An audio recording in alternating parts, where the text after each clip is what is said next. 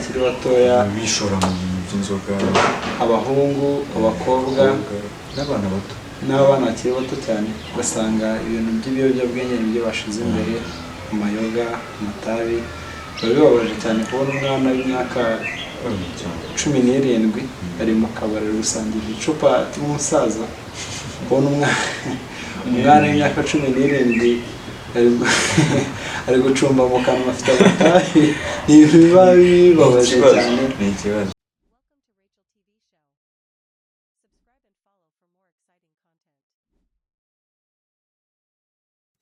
Abakunzi ba Rachel TV Show, nk'uko mubibona, nk'uko bisanzwe twababwiye ko bafite ibyiza byinshi kandi ko tubasha ibyiza bigiye bitandukanye. Uyu munsi ko tubafite n'umutumirwa, aho twaje kuganira ku bintu bigiye bitandukanye.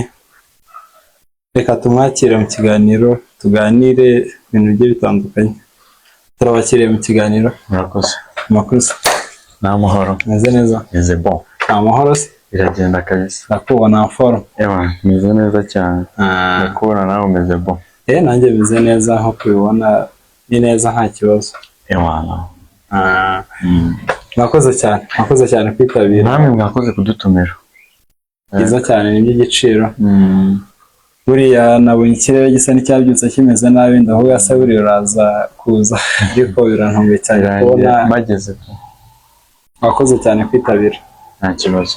Uyu munsi twari dufite insanganyamatsiko yo kuza kuganiraho ikibazo cyugarije hano hanze muri sosiyete. Ubundi ubona hano hanze muri sosiyete cyane cyane mu rubyiruko ari cyo kibazo gihari. Murakoze. Mbere na mbere ntaravuga, reka nanze manze nshimira abakunzi ba Rachel TV badahwema kudukurikirana, bahora badukurikirana, bakomerezaho. Umbajije ikibazo ngo ikibazo cyugarije urubyiruko. Yego. Imbere yuko tunatangira sori gatoya, wabanza wibwira abadukurikiye bakamazina bari kumwe. Amazina banyita Wilson Bahati. Yego. Niyo mazina yanjye, niyo mazina nkoresha ahantu hose. Yego. Wilson, hanze ibitegereje urebye, ni ikihe kibazo ubona cyaba gihari cyugarije sosiyete cyane cyane mu rubyiruko? Cyane cyane mu rubyiruko hari ikintu bita ibiyobyabwenge cyangwa se drogue. Yego. Nshobora kuvuga ibiyobyabwenge ugashobora kumva ibindi, ariko harimo ibintu byinshi, harimo kategori nyinshi z'ibiyobyabwenge. Ibiyobyabwenge bwo ni ijambo rinini cyane, riri vast, ryagutse, riri global. Yego. Ubundi mbere na mbere ikiyobyabwenge kiri mu rubyiruko cyane muri iyi minsi ni inzoga. Inzoga. Alcohol. Yego. Tabi. Nibyo byugarije cyane. Inzoga n'ibitabi. Nibyo bibe kabisa, abantu wumva ko aho ugeze hose nibyo biri guca amakuba. Nibyo biri guca amakuba, nibyo bintu usanga byugarije urubyiruko muri ino minsi, mu isi ya none. Turabona aha hanze muri sosiyete turimo, umuryango mugari, ibintu byugarije cyane cyane urubyiruko ari ibiyobyabwenge, ariho turebeye hamwe inzoga, amatabi, ibintu nk'ibyo. Uyu munsi nkaba nashatse ko twaganirira hamwe, turi kuganira turebere hamwe ibintu byugarije sosiyete yacu cyane cyane mu rubyiruko. Nashatse ko twaza kuganira ku bintu bijyanye n'ibiyobyabwenge, drogue. Urabona cyane cyane urubyiruko hano hanze, impamvu uri nk'iyi ituma urubyiruko rwinshi rwijandika mu bintu bijyanye n'ibiyobyabwenge? Mbere na mbere ubundi uramanza ikibazo se ibiyobyabwenge ni iki? Yego. Usibye ko twabivuze ko hari inzoga, hakabaho n'amatabi. Buriya ni ikintu kigufata ubwenge, kikujyana mu urumva, kikuyobya ubwenge, kikuyobya ubwenge ku buryo anytime utagikoresheje wumva ubwenge butari. Yego. Umva wahungabanye, hari ikintu wabuze utameze neza. Ni ikiyobyabwenge cyane. Yego. Nk'ikintu inzoga, urumva hari abantu benshi iyo banyweye inzoga ku buryo ayinyweye rimwe kabiri gatatu atayibonye ubwa kane, urumva atangira mu mubiri we n'ingaruka zatangiye kumugeraho, zamugezeho. yahungabanya buza amahoro. Ni ikibazo gikomeye buri ubwenge buba butangiye gukora iki, butangiye kuyoba. Uba bumaze kuba chronique, uba bumaze guta umurongo. Nibyo ngibyo biba byagukolonije. Ni ikintu gikoloniza umuntu, ugata umutwe neza neza, ugasa nkaho aricyo kikugenzura, aricyo kigukontorora, kikagukontorora. Yego, cyane cyane twarebera hamwe ku kintu kijyanye n'inzoga mu rubyiruko. Cyane cyane turebeye hamwe tukareba, hari hano hanze urubyiruko rwinshi rurababaje, aho usanga abana bakiri batoya bishora mu bintu by'inzoga, abahungu, abakobwa n'abana bakiri bato cyane, ugasanga ibintu by'ibiyobyabwenge nibyo bashize imbere, amayoga, amatabi. Biba bibabaje cyane kubona umwana w'imyaka 17 ari mu kabari ari gusangira icupa n'umusaza. Kubona umwana w'imyaka 17 ari gucumba mu kanwa afite amatabi, ni ibintu biba bibabaje cyane. Ikibi gisekwa nk'icyiza, birasekeje ariko birababaje cyane. Hari n'ukundi kuntu bivuze ko usanga umwana nk'abo ngabo bakiri bato barabyishoyemo bitabaturutseho. Yego, ahanini se buriya twavuga ko impamvu nyamukuru ituma urubyiruko rwishora mu biyobyabwenge ari iyihe? Akenshi hari ukuntu usanga nyine nk'uko babivuze, abana bakiri bato bishora, ugasanga ari mu kabare, ari mu ki, bitabaturutse. Impamvu mvuze ngo hari ukuntu usanga bitabaturutseho, hari ikintu bita ikigare. Yego, ikintu bita ikigare nacyo gituma koko ni imwe mu mpamvu ituma urubyiruko rwinshi rwisanga mu biyobyabwenge. Hari n'ukuntu urubyiruko rubyisangamo atazi igihe byatangiye, akabyisangamo gusa atangira kwibaza se ibintu byanjemo gute. Urumva cya kigare mbere na mbere gituma wisanga mu bintu navuga ngo bitunguranye, utazi ukuntu wabyinjiyemo, utazi nawe uburyo wabigezemo, uburyo wisanze aho hantu. Urakoze, nibyo ngibyo. Twavuga se buriya cyane cyane naho ngaho mu kigare nta muntu wavuga ngo nawe ubwe bimuturukaho gute. Wambwira ngo ikintu ntabwo ugikoresha, ntabwo ukinywa kubera runaka tumye kinywa. Buriya ni ukuntu turi kuganira, iki ni ikiganiro na deba. Yego, ku ruhande rwanjye njye mba mbona ko ntabwo byaguturukaho, ntabwo bituruka ku muntu. Birumvikana, umuntu wenyine niwe wifatira icyemezo.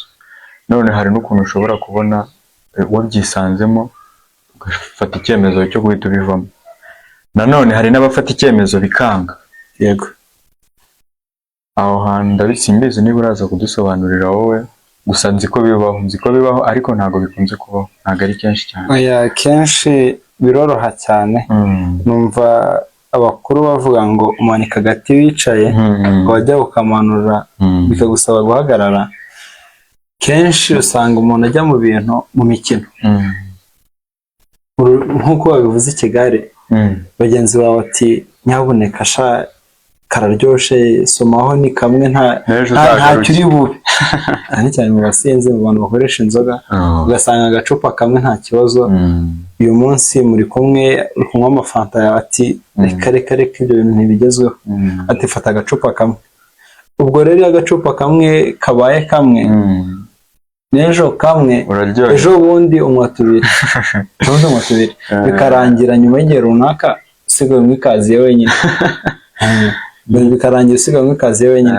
Rero aho ngaho ni wowe uba wifatiye umwanzuro wo kubikomeza. Rero washaka kubikomeza, ingeso irakura. Ingeso igikura mu muntu, kandi iyo ingeso yamaze gufata indi ntera, biba bigoye kugira ngo uyivamo. Igiti gihorwa kikiri gito, iyo byamaze gufata indi ntera, intambwe, biragorana cyane. Rero nkumva ari mw'uwo mujyo, ari nk'iyo mpamvu ahanini usanga byavuyemo. Iyo mpamvu kabisa, kuko kenshi uzasanga hano hanze hari abana bakoresha ibintu bimeze gutyo by'ibiyobyabwenge, wagera mu rugo iwabo ugasanga ni n'urugo ubuzima rwiza bw'abakristo basenga. Ise ntabwo abikoresha, nyina ntabwo abikoresha, ariko ugasanga ukibaza uyu mwana byagenze gute, byavuye hehe, bikakuyobera. Ku ruhande rwanjye njyewe ni uko nguko mbyumva. Hari n'ikindi kintu ku ruhande rwanjye nagenzuye ahanini, yego hari n'abana bananiranye, ariko ahanini bituruka ku burere buke aba yarahawe mu rugo iwabo. Tukaba twavuga ngo n'ababyeyi babigiramo uruhare se, bakaba twabableminga kuko hari n'ababa baragerageje ariko bikanga, ariko hakaba n'abandi batabikurikirana, batigeze babiha agaciro. Aho ngaho kuri iyo kesi tuvuga ko babifitemo uruhare. Hakaba n'abandi nk'uko babivuze baba baragerageje ariko byaranze tu. Mwese buriya turetse kureba impamvu nyamukuru iyo ngiyo yo kuvanga ikigare ngo muri bagenzi bawe, usanga hari n'abandi bantu bakuru baciye ubwenge. Buriya nk'umwana mutoya, buriya hari ikigero cyo koshwamo n'ikigero kitari cyo koshwamo. bavuga ngo umuntu yarakuze. Umuntu akura ryari? Igihe yamenye kwifatira imyanzuro no kwifatira imyanzuro, amaze kumenya gutandukanya ikibi icyiza n'ikibi. Igihe uzi ngo iki kintu ngikoze cyambyarira umusaruro, nangwa se iki kintu ngikoze kirangeza ahantu hatari heza, wamaze kumenya kubitandukanya, wamaze kugera no kwifatira umwanzuro, wageze ku rugero ruhagije rw'ubukure. Niba koko ari gutyo bimeze, umuntu bavuga ngo yaciye ubwenge, ngo yagize ubwenge, ngo yarakuze, ari cya gihe, sibyo? Ari cya gihe bavuga ngo azi ikibi azi n'icyiza, sibyo? Kuki ahanini usanga hari n'abantu bakuru usanga basa nkaho batigeze bakura, ugasanga umuntu w'imyaka 20 hafi n'itanu, ndetse hafi 30 aracyafatirwa imyanzuro. Ni wa muntu uhora mu kigare buri munsi ihora ngo banshutse. Ibyo bintu byo twabivuga gute, twabisobanura ngo icyo nacyo ni ikibazo gikomeye. Umuntu baramushuka, akamushuka akiri umwana, akagenda asaza bakimushuka. Ni ikibazo kabisa, agifatirwa imyanzuro atazi kwimenyera ngo reka naje ikintu kibi cyangiraho ingaruka. Abantu habaho kutimenya, cyane cyane usanga ikintu cyishe urubyiruko cyane ari ikintu cyitwa kutimenya.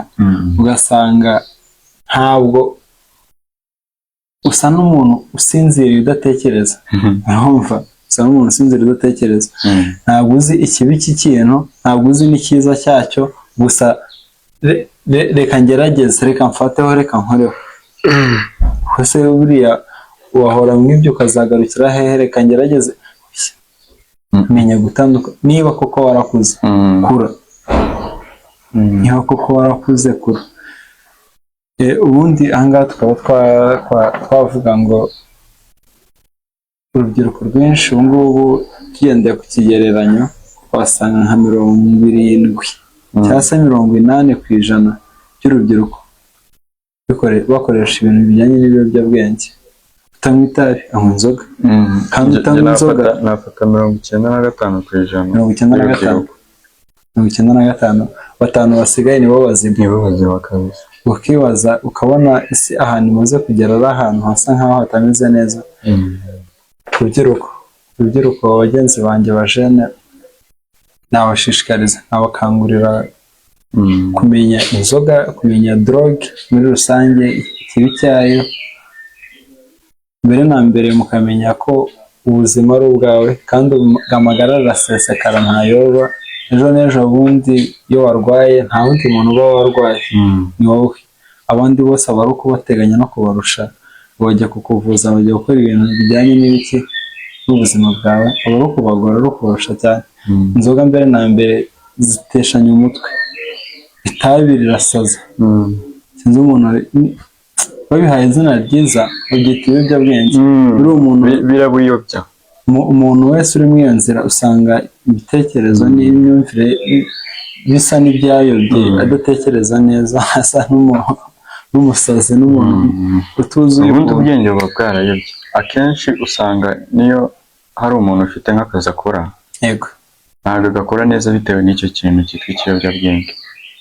Akenshi abantu birukana mu kazi, abantu usanga akazi batakarambamo, akenshi nibyo bintu baba bakoresha. ariko sinzi niba ukunze kugenda cyane, kugendagenda muno muri karitsiye usekera, hari n'igihe ngiye nifashe nta kintu ndi gukora, nkavuga ati reka ngende njye gufata experience gusa, njye kureba, ukanyura ahantu ku tubari kwinyuzanyuza, ugasanga saa 5 saa 6 mu gitondo kare, umwana w'umusore, umwana w'umujene, apana mu kabari, ari mu muhanda ari kugwagwana yasinze, ukabona umwana ukiri mutoya ku muhanda amatabi ngaho yari gucumba mu kanwa, kibaza se uyu muntu nk'uyu avenire ye ari gutekereza atari kubara gute, ugashaka ejo n'ejo ukahabura. Akenshi ugasanga ibyo bintu 90% byaratewe ikigare, byaratewe na kwa kutifatira umwanzuro. Mbese ibyo twagiye tuvuga ngo mbese gukura ni iki, iyo umuntu yamaze kumenya kwifatira umwanzuro, bamaze kumenya ngo iki kintu ni kibi. Yego, se hari ukuntu wambwira ngo hari umuntu uzi ko itabi ari ribi akaba arikoresha abizi ko ari ribi? Sibahari ikintu kibabaje cyane ni uko usanga nawe uriya muntu urikora, leta imwe exige, nawe ubwe arifata kuri kiriya gifuniko, kiriya gipapuro akandikaho ibi bintu itabi n'iki ni ribi, rinarica, ni ribi ku buzima, barabyanditseho bakabyandikaho, warangiza aho ubizi ukagenda ukajya kurigura. Nacyo ni ikibazo gikomeye. Ubundi tuzatumira abantu b'impuguke muri ibyo bintu, bazatubwira ni iyihe mpamvu ibitera umuntu kuba afite ubwenge buzima, azi ko ikintu cyica ariko akagikoresha. Ni ikibazo uburyo umuntu yifata akiha uburozi akaburya neza. Mbere na mbere ufite ubuzima bwiza, nta kibazo cyo mu mutwe ufite, none umusazi. Ukuntu twe tubibonye, twe tubifasheho, twe ntabwo turi impuguke muri ibyo bintu, ariko twashatse kugira ngo tubiganireho ukuntu twe tubibonye. Ni ibyo kuganira kuko byugarije sosiyete cyane. Ikintu twe twabibonyeho tumaze gusuzuma nuko cyambere twasanze ibintu by'ibigare kwa kutifatira umwanzuro, ariko hari n'ababa babizi ko ari bibi ariko bakabikora. Icyo kintu cyo tuzabatumirira tuzabazanira umutumire ubizi neza, atubwire ni iyihe mpamvu ituma umuntu akora ikintu azi ko ari kibi ariko akagikora. Noneho hari igihe umuntu uvuze basi se hari ibintu birangiye byananshanze, umuntu aba umugome nawe akigirira nabi, nawe akiyanga. Buriya wowe kano kanya umfashe, numva abakora bavuga ngo ni umwana utari uwawe ngo umuhe inzoga n'itabi, ngaho ibaze wowe ni wowe uri kugira uti, uri kwiyengereza, uri kwiyonona, uri kwiyica.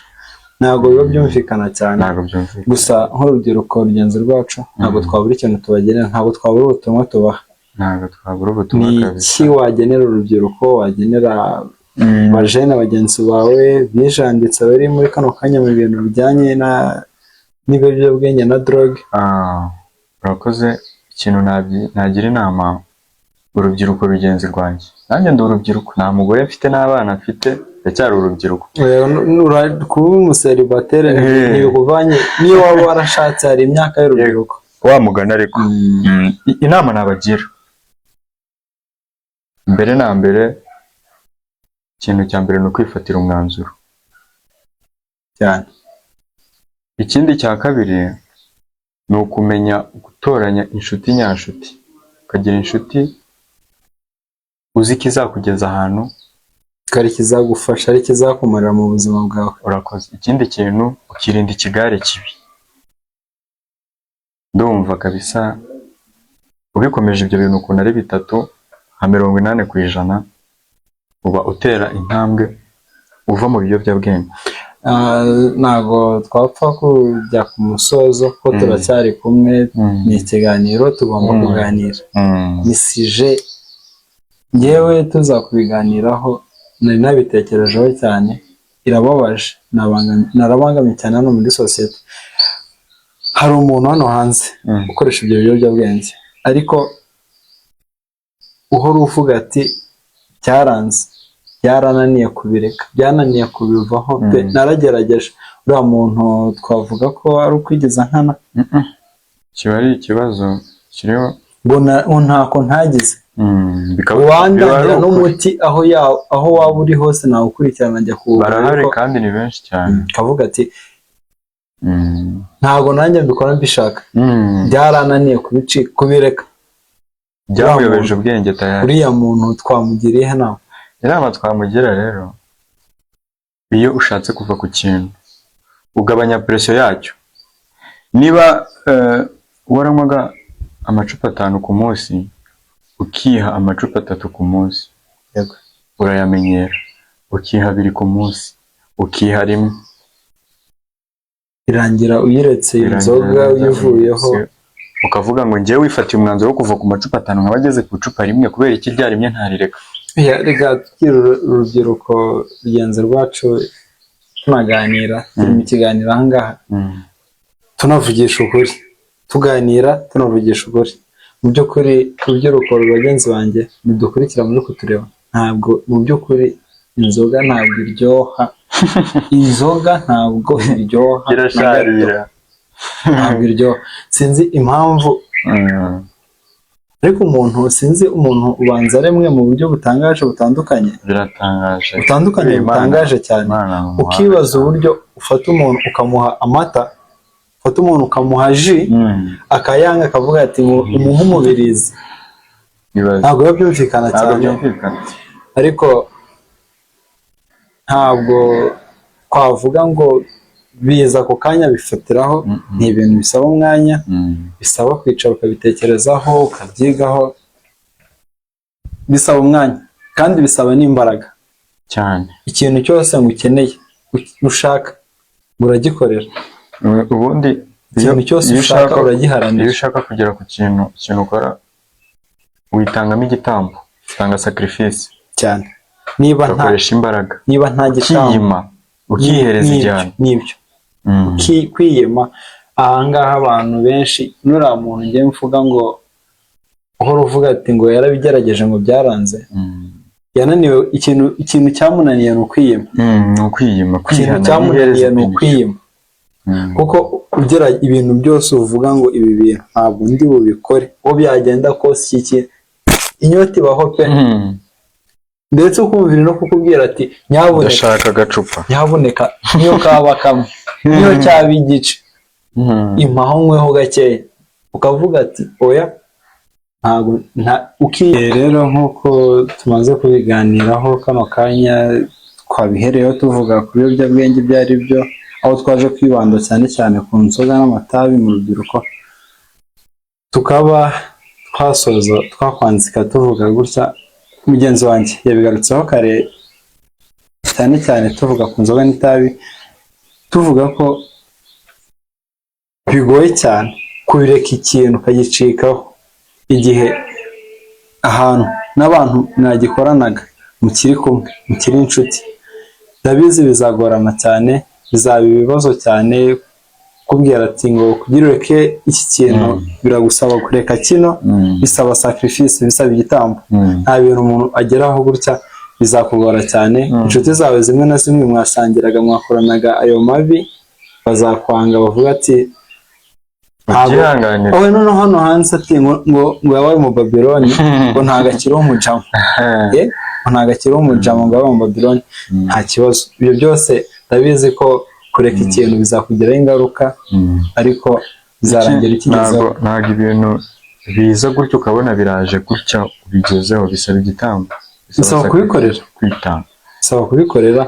Cyane cyane n'abantu tuzasanga abantu benshi hano hanze barokotse, bari aho ngaho baruharwa bavuga ngo ni abasinzi, hehe babavuga. Uzasanga hari ikintu bakoze kugira barokoke, bacike kuri icyo kintu. Nta kindi, ni icyo gitambo wavuze, kwirinda ibigare, inshuti mbi, unifatira umwanzuro ukavuga ati kuva uyu munsi, kuva iyi saha, ibi bintu ndabiretse, ibi bintu ndabiretse pe. Ntabwo twapfa kugenda gutya wagira ikintu wongeraho tugana ku musozo, ugira inama urubyiruko? Ikintu cya nyuma nakongeraho, inama nayibahaye tujya kwifatira umwanzuro.